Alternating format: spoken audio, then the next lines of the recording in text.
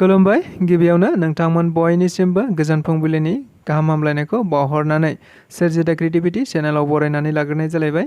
दिनै 6 अक्ट'बर 2023 मायथाइनि माखासे गोनांथार निउस आपडेटफोरखौ नोंथांमोननि सिगाङाव फोरमायथिना होनो आवगायनाय जालायबाय। नोंथांमोनहा नायनानै मोजां मोनोब्ला लाइक खालामगोन होनना आसा खालामबाय। लोगोसे चेनेलाव गोदान फैदोंब्ला जाहाथे सानफ्रामबोनि बेबायदि गोनांथार आपडेटफोरखौ सिगांग्रो मोननो थाखाय नोंथाङा जाहाथे चेनेलखौ साबस्क्राइब खालामनानै लायो बेखौनो गुरै खावलायबाय। थ' बिदिब्ला जोङो दिनैनि माखासे गोनांथार निउस आपडेटफोरखौ बर' रावजोंनो जागायलांनोसै। गिबियावनो दङ क'क्राझार होननानै बुङोब्ला सानफ्रामबो गला बारुद, सानफ्रामबो बमा, सानफ्रामबो मानसि थैनाय, दिनै बेसेबां थैखो गाबोन बेसेबां थैगोन बायदि बायदि हिसाबनिल' बाथ्रा। नंगौ, बे बाथ्राखौ बुंथिनानै होदों आसामनि मन्त्रि अश'क सिंहाल बिथाङा।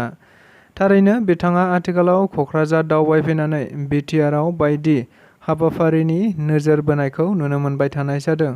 जेराव मैयाबो बिथाङा क'क्राझार ओनसोलाव सानसे बेरायनायखौ नुनो मोननाय जादोंमोन।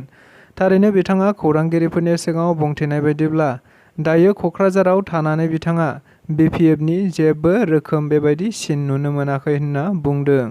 लोगोसे बिथाङा बुंबावनाय बायदिब्ला मोनसे समाव क'क्राझाराव फैनोनो मानसिफोरा गियोमोन। जेराव सानफ्रामबो गला बारुद, सानफ्रामबो बमा गावनाय, सानफ्रामबो मानसि थैबाय थानाय, बेनि हिसाबल' खालामबाय थानाय बेबायदि बाथ्राखौ बुंथिनानै होदों। लोगोसे बिथाङा खौरांगिरिफोरनि सिगाङाव बुंथिबावनाय बायदिब्ला आथिखालाव बिटिआर गोरोबथा जानायजों क'क्राझार एबा बिटिआर ओनसोलाव गोबां सोलायनाय फैबाय एबा गोबां सान्थि फैबाय, जायनि गेजेरजों दिनै सासे लावखार, सासे थेला बोग्रा, सासे गोरिब गुन्द्रानि न'खरनि सुबुंफोराबो गोजौ थाखोनि सिमां नुनो हाबाय। डक्टर जानायनि सिमां, इन्जिनियार जानायनि सिमां आरो गोजौ सोलोंथाइ लानायनि सिमांखौ नुनो हाबाय होनना बुंथिनानै होबावदों बिथाङा। आसामनि गिबि मन्त्रि डक्टर हिमन्त बिश्व शर्माया मैया तामुलपुर जिल्लानि सिङाव थानाय गुबुन गुबुन जायगाफोराव बायदि जौगाखांआरि हाबाफारिफोर बेखेवनायखौ नुनो मोननाय जादों। बेनिनो मोनसे गोनांथार हाबाफारि बेखेवनाय जेरै आरसीसी दालांखौ बिथाङा बार्मा आरो दमदमानि गेजेराव थानाय गोदानै लुफुंजानाय आरसीसी दालांखौ बेखेवनानै होनाय जायो होनना मिथिनो मोननाय जादों। जाय दालांखौ 2 बोसोर लुनानै आथिखालाव आबुं जानायखौ लानानैनो बेखेवनानै होनाय जायो होनना मिथिनो मोनदों। लोगोसे मिथिबावनाय बायदिब्ला तामुलपुर आरो बाक्सा जिल्लानि गेजेराव थानाय बे दालाङा गासै 74 थांनाय फैनाय लामानि अनगायै 37 लामासिम खमायनानै होनो हादों होनना मिथिनो मोननाय जादों। बेनि अनगायैबो बे दालांनि गेजेरजों गासै 25,000निबो बांसिन रायजो राजाफोरा मुलाम्फा जागोन होनना मिथिनो मोननाय जादों।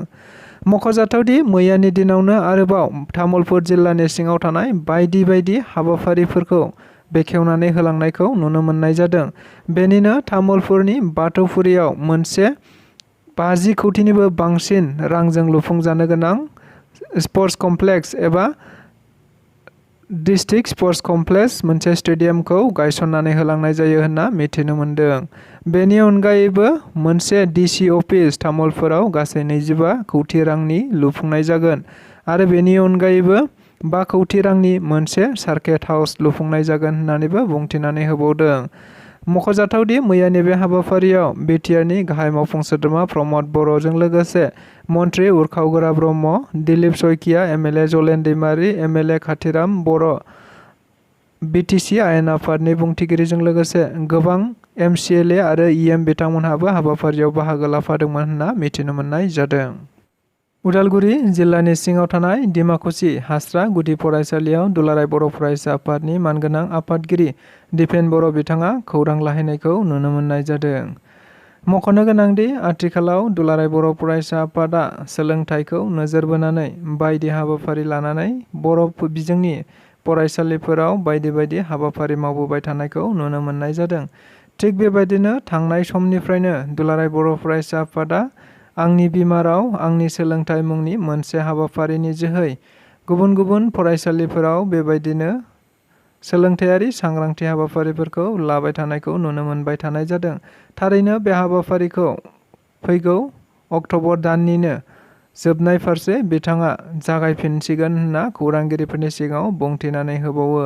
लोगोसे दुलाराय बर' फरायसा आफादा आथिखालाव मोनफ्रोमबो जिल्ला, मोनफ्रोमबो दखरा आरो मोनफ्रोमबो ओनसोलफोराव फरायसालियाव थांनानै फोरोंगिरि, दिथागिरि आरो फरायसाफोरजों बायदि सोंनाय फिन्नाय आरो नायबिजिरनाय हाबाफारिया जागोन होननानै बिथाङा खौरांगिरिफोरनि सिगाङाव बुंथिनानै होबावदों।